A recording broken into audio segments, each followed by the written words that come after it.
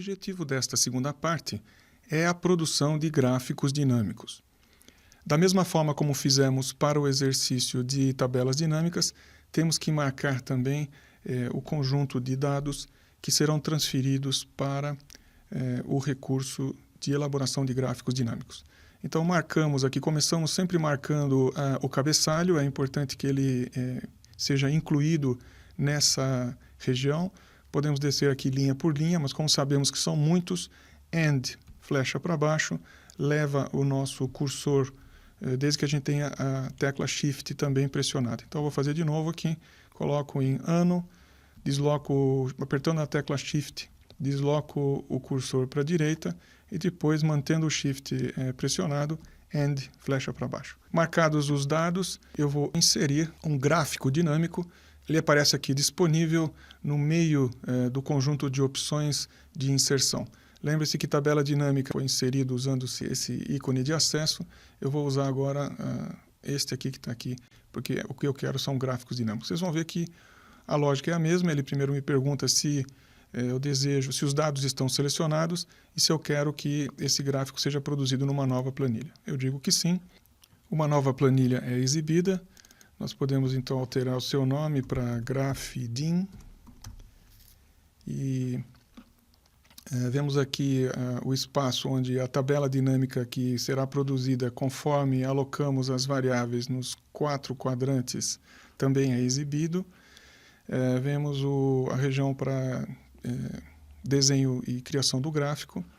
Para que toda a informação exibida seja apresentada, eu vou apenas incluir aqui algumas colunas para que os menus depois não saiam do nosso campo de visão.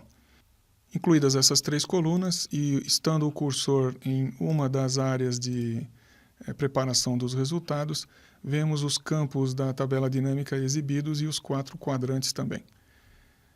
O primeiro exercício envolve o cálculo, como já fizemos para tabelas dinâmicas, o cálculo do número ou da precipitação observada, a precipitação total observada no mês, para um determinado ano. Então, talvez seja bom colocar o ano em filtro, para que eu possa escolher, por exemplo, o ano 2011. O meu objetivo aqui é gerar um gráfico simples de barras, onde cada barra representa a quantidade total de chuva observada num determinado mês. O eixo X, nesse caso no gráfico, será representado quando colocarmos a variável meses aqui no quadrante linhas. Então eu preciso deslocar a variável mês para linhas. Para cada mês, eu quero o total de precipitação observado. Então, precisamos arrastar a variável chuva para dentro do quadrante valores. E bem rapidinho, o Excel já mostra aqui para nós o nosso gráfico de barras com a contagem de chuva. Na verdade, o que eu quero é a soma da precipitação observada a cada mês. O gráfico é resultado de plotar os valores que são observados aqui na tabela de dinâmica. Esse para o ano 2011, para 2012 eu tenho um número diferente, para 2013 os valores também são diferentes. E para os anos de 2010 e 2014 temos apenas alguns meses. Então, no caso de 2010, temos apenas os meses julho a dezembro. E no caso do ano 2014, corrente ano, nós temos aqui as observações para os meses de janeiro a junho. O gráfico de barras, neste caso, representa a precipitação total observada mês a mês. Se quisermos mudar o tipo de gráfico, a gente pode aqui escolher um gráfico diferente. Por exemplo, alterar tipo de gráfico, queremos um gráfico de linhas. E aí as informações são apresentadas no formato de linhas. O Excel também nos oferece diferentes layouts. Um layout interessante aqui para esse caso é a observação do valor exato de precipitação num determinado ponto. Podemos escolher, então, esse layout aqui, aumentando um pouquinho o gráfico, fica mais fácil de ver. Como temos uma única variável, por exemplo, eu posso clicar aqui na legenda e deletar essa legenda para que o gráfico fique maior. Meses de janeiro a dezembro, com as precipitações representadas na forma de uma linha que conecta a precipitação de um determinado mês com a do próximo, como que dizendo, bom, houve uma queda, ou então houve um aumento nessa precipitação. O gráfico de linhas parece ser mais ilustrativo, e o filtro continua aqui disponível no gráfico. Eu posso ver como esse gráfico varia dependendo do ano.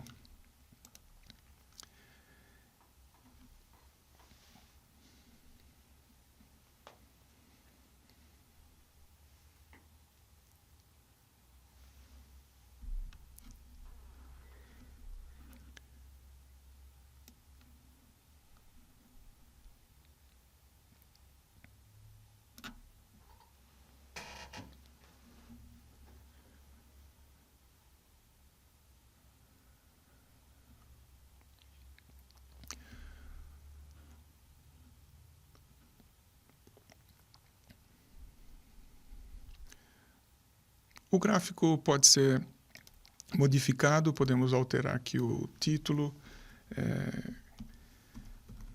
precipitação mensal.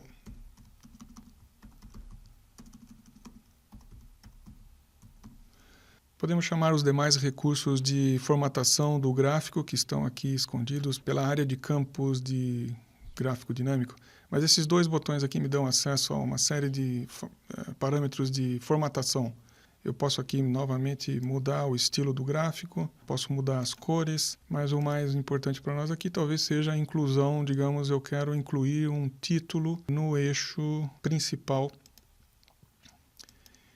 E esse eixo principal agora pode me dizer qual é a unidade da precipitação. Então, a precipitação aqui está sendo chuva em milímetros quantificados no mês.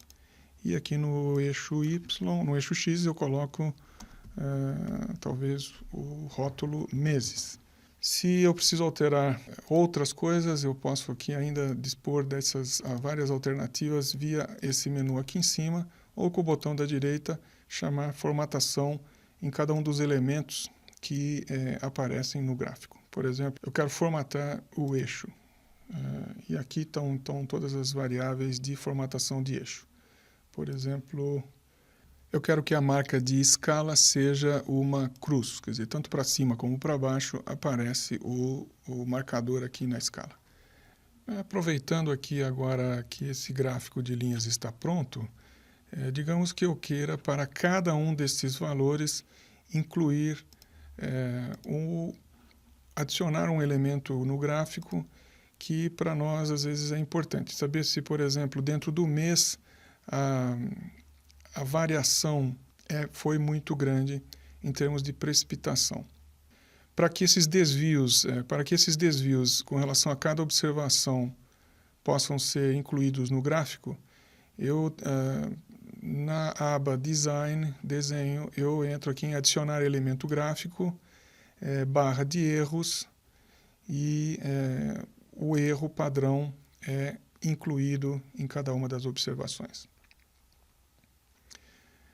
Bem, o próximo exercício nosso agora é a elaboração de um gráfico construído a partir de uma tabela de frequência.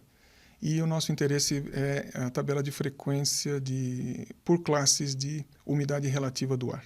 Então eu vou desmontar tudo o que fizemos até agora, simplesmente tirando as variáveis que foram selecionadas, trazendo aqui o gráfico para uma dimensão um pouquinho menor, só para que eu possa ter acesso à tabela dinâmica. Então, lembrando, para construir um gráfico de frequências, temos que proceder da mesma forma como fizemos com a tabela dinâmica. Eu vou agora, então, colocar a umidade relativa do ar no quadrante eixo, umidade relativa média diária observada. Como era de se esperar, por ser um valor, a primeira reação do Excel é me apresentar todos os valores. eu clico no primeiro valor, botão da direita, agrupar, e ele me exibe a variação mínima e máxima desse valor. A menor umidade relativa do ar observada em Piracicaba foi 37,33 para o conjunto de dados e a máxima 105. Então, digamos que eu queira colocar esses dados em intervalos de 10, começando com o valor 30 e terminando com o valor 110. Quando clicarmos em OK, as classes aqui estão construídas. A contagem de dias por classe de idade é obtida se nós arrastarmos dias para o quadrante valores e, ao invés de soma, pedirmos contagem. Temos então agora a contagem de dias por classes de umidade relativa. Mas é nosso desejo que esse gráfico de frequência nos apresente talvez os dados por ano, faz mais sentido, pelo menos me parece mais interessante. Eu filtro então agora, arrastando o ano para filtro, e filtro o ano pedindo, por exemplo, 2013. 2013 foi um ano em que a umidade relativa do ar variou de 60% a 100%, com a maior parte dos dias ficando na classe entre 80% a 100%. 101 dias de 80% a 90% e 201 dias na categoria 90% a 100% de umidade. Para um outro ano, por exemplo, esse comportamento pode ter sido bastante diferente. Por exemplo, em 2012, tivemos alguns dias mais secos, inferiores a 70%. Então, aqui temos quase 34 dias com umidade relativa do ar bastante baixa. É aqui que aparecem duas observações de dias bastante, provavelmente chuvosos, aqui muito chuvosos. E 2011, vamos ver como é que foi. 2011, eu tenho ainda também alguns dias aqui bastante secos e uma distribuição um pouco diferente. Com este exercício de representação gráfica das frequências de umidade relativa extraídos dos nossos dados, encerramos esta segunda parte e última parte do bloco 2. O bloco 2 encerra também esse nivelamento em Excel. Espero que tenha sido proveitoso para vocês. Vamos agora para uma assimilação de conceitos e vejo vocês na próxima aula.